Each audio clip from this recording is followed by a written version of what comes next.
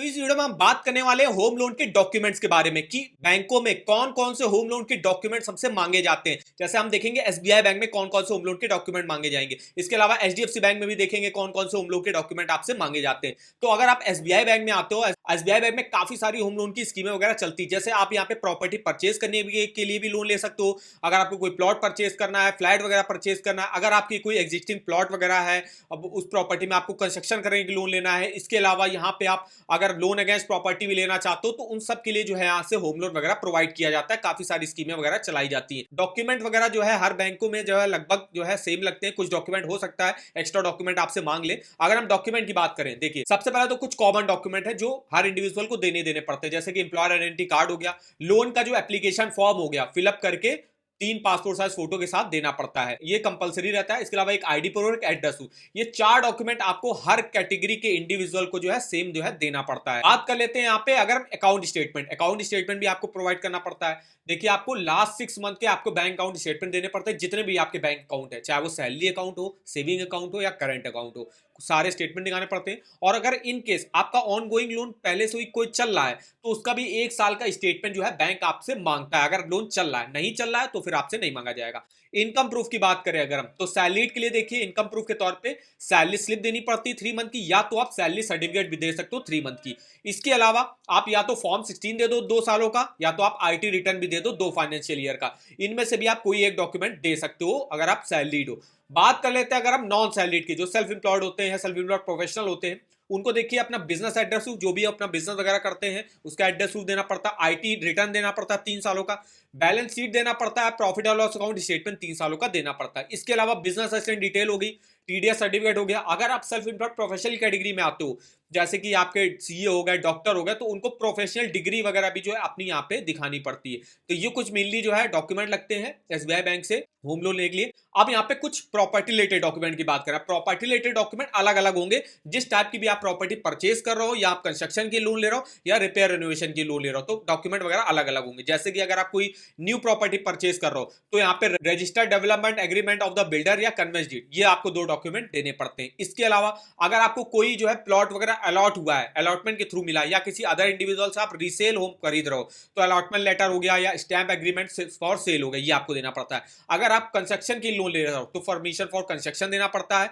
आप जिस भी प्रॉपर्टी में कंस्ट्रक्शन कराना चाहते हो उस प्रॉपर्टी के जो है आपको जो ओरिजिनल डॉक्यूमेंट हो गए वो आपको बैंक को प्रोवाइड करना पड़ेगा। इसके अलावा आपके जो हो भी आपने इनिशियल पेमेंट वगैरह करी होगी, अगर आप कोई न्यू प्रॉपर्टी खरीद रहे हो, इनिशियल जो पेमेंट करी होगी बिल्डर और सेलर को, उसकी भी जो है पेमेंट की रिसिप्ट आपको बैंक को प्रोवाइड करनी पड़ती है। तो ये मेनली कुछ डॉक्यूमेंट आपसे लिए जाते हैं एसबीआई बैंक से होम लोन लेने के लिए। अगर हम यही एचडीएफसी बैंक में देखें होम लोन के क्या डॉक्यूमेंट लगते हैं, तो यहाँ पे भी देखिए पैन कार्ड मैंडेटरी डॉक्यूमेंट रहता है। पैन कार्ड हर जगह मैंडेटरी रहता है, पैन कार्ड हो या फॉर्म 60 हो, दोनों में से एक डॉक्यूमेंट आपको देना ही देना है। इसके अलावा कोई भी एक आधार आईडी प्रूफ वगैरह दे सकते हो, जैसे passport, driving licence, voter ID card, Aadhaar card वगैरह आप दे सकते हो। इनकम के डॉक्यूमेंट सेम ही लगते हैं जो हमने आपको एसबीआई बैंक में बताया। 3 मंथ का सैलरी स्लिप, सैलरी को 6 मंथ का स्टेटमेंट, जिस भी अकाउंट में आपकी सैलरी आती होगी, मेनली फॉर्म 16 और आईटी रिटर्न, ये सैलरी के लगता है। सेल्फ एम्प्लॉयड के लिए और सेल्फ एम्प्लॉयड प्रोफेशनल के लिए आईटी रिटर्न 2 सालों का, बैलेंस शीट 2 सालों का, profit and loss account statement 2 सालों का, 12 मंथ का आपको करंट अकाउंट स्टेटमेंट और सेविंग अकाउंट स्टेटमेंट देना पड़ता है एचडीएफसी बैंक में। ये रहता है सेल्फ एम्प्लॉयड के लिए। और ये रहता है जो 3 डॉक्यूमेंट है, ये सैलरी के इनकम प्रूफ रहते हैं,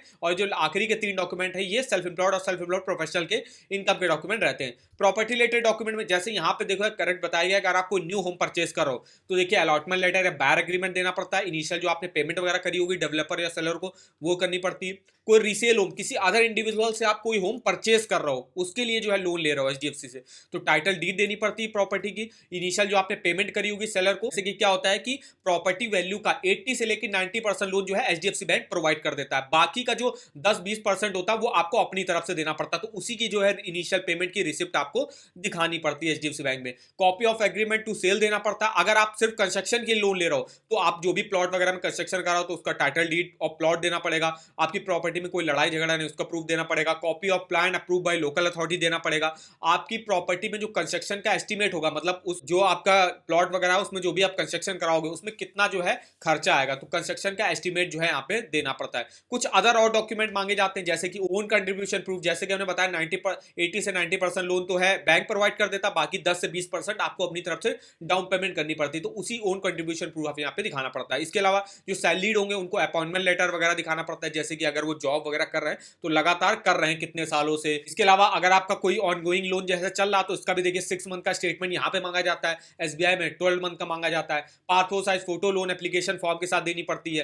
प्रोसेसिंग फीस जो होगी चेक के थ्रू आपको देनी पड़ेगी एचडीएफसी बैंक के नाम पे। इसके अलावा अगर आप सेल्फ एम्प्लॉयड प्रोफेशनल कैटेगरी में आते हो तो उनको business profile, latest form 26 as हो गया। अगर आप कोई कंपनी चलाते हो तो उसके जो है डायरेक्टर और शेयर होल्डर्स की लिस्ट हो गई। इसके अलावा अगर आप कोई पार्टनरशिप फॉर्म चलाते हो तो पार्टनरशिप डीड हो गई। तो ये कुछ मेनली जो है डॉक्यूमेंट वगैरह लगते हैं, हमने आपको बता दिए दोनों ही बैंकों में, एसबीआई में क्या डॉक्यूमेंट लगते हैं होम लोन के और एचडीएफसी बैंक में क्या लगते हैं। अगर आपको किसी अदर बैंक के होम लोन के डॉक्यूमेंट जानने हैं तो हमारे इस वीडियो के कमेंट बॉक्स से कमेंट करके पूछ सकते हो, तो हम बैंक के जो है आपको होम लोन के कौन कौन से डॉक्यूमेंट देने पड़ते हैं वो बता देंगे। हर बैंकों में हो सकता है थोड़े से डॉक्यूमेंट किसी किसी बैंक में थोड़े से ज्यादा मांग लिए जाते हैं, किसी किसी बैंक में थोड़े से कम मांग लिए जाते हैं डॉक्यूमेंट। तो ये देखिए यहाँ पे इंफॉर्मेशन। अगर आपको जो है लोन्स वगैरह के ऑफर वगैरह जानने किसी भी बैंक के, चाहे वो होम लोन का हो, पर्सनल लोन का हो, कार लोन का हो, टू व्हीलर लोन का हो, एजुकेशन लोन का हो, सेविंग अकाउंट, क्रेडिट कार्ड, तो इसके आप ऑफर और लिंक इस वेबसाइट पर डिटेल से चेकआउट कर सकते हो। यहाँ देखिए हर बैंक का आपको होम लोन का लिंक मिल जाएगा, जिसके आप यहाँ पे इंटरेस्ट रेट देख सकते हो, इसके फीचर्स बेनिफिट चेकआउट कर सकते हो, क्या एलिजिबिलिटी क्राइटेरिया रहता है, क्या डॉक्यूमेंट वगैरह लगते हैं, तो सारी इन्फॉर्मेशन आप इस वेबसाइट पर देख सकते हो। तो इस वेबसाइट का जो लिंक होगा वो आपको वीडियो के डिस्क्रिप्शन बॉक्स में मिल जाएगा, एक बार जाके जरूर चेकआउट करेगा। वीडियो अगर आपको हमारा इन्फॉर्मेटिव लगा होगा, वीडियो को एक लाइक कर दीजिएगा, चैनल पर ना हो तो चैनल को सब्सक्राइब कर दीजिएगा। तो आज की इस वीडियो में बस इतना ही, तो मिलता है नेक्स्ट वीडियो में, तब तक के लिए धन्यवाद।